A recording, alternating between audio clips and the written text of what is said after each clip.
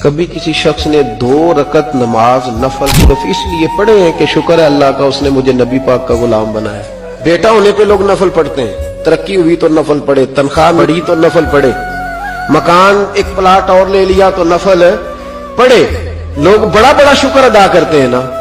دیانتداری سے امت کو یہ سوچنا چاہیے کہ 2 رکھتے ہیں, 100 200 1000 نہیں کہہ رہا, 2 رکھتے ہیں صرف اس لیے کہ شکر ہے اللہ کا اس نے ہمیں رسول اللہ کا غلام بنایا.